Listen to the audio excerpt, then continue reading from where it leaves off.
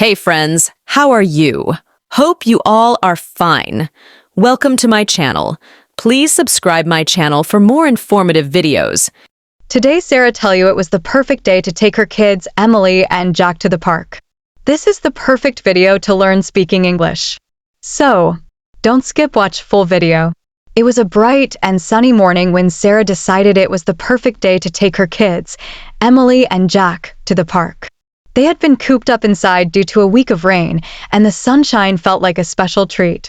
"Mom, can I bring my kite?" asked Jack, his eyes wide with excitement. Emily quickly chimed in, "And I want to bring my bubbles." Sarah smiled and nodded, helping them gather their things. They arrived at the park, the air fresh and the sky a brilliant blue.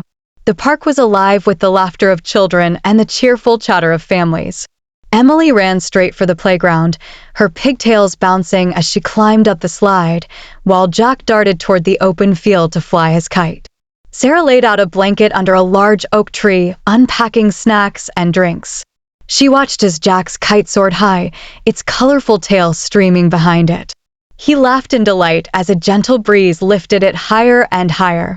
Meanwhile, Emily had made a new friend, and they were taking turns blowing bubbles, trying to catch them before they floated away.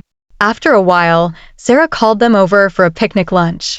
They munched on sandwiches, carrot sticks, and fresh strawberries.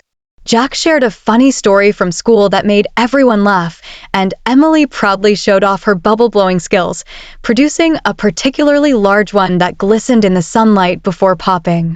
With lunch finished, Sarah suggested they explore the little forest trail at the edge of the park. Holding hands, they wandered down the path, spotting squirrels darting through the trees and listening to the birds singing. Emily picked a few wildflowers, carefully adding them to her collection, while Jack found a stick he declared to be his new walking staff. As the afternoon wore on, they returned to the playground for one last round of slides and swings. Sarah sat on the blanket, reading a book but keeping a watchful eye on her kids.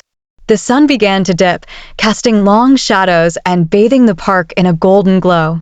"Time to head home," Sarah called out gently. Despite their protests, Emily and Jack finally gathered their things, tired but happy. They walked back to the car, Jack carrying his kite and Emily clutching her flowers. As they drove home, Sarah glanced in the rearview mirror at her two children, their faces glowing with happiness and a hint of exhaustion. "Did you have fun today?" she asked. "The best," they chorused, their voices filled with joy. Back home, after a quick bath and dinner, Emily and Jack were tucked into bed, their eyes already drooping. Sarah kissed them goodnight, feeling content. It had been a perfect day at the park, filled with simple joys and precious memories.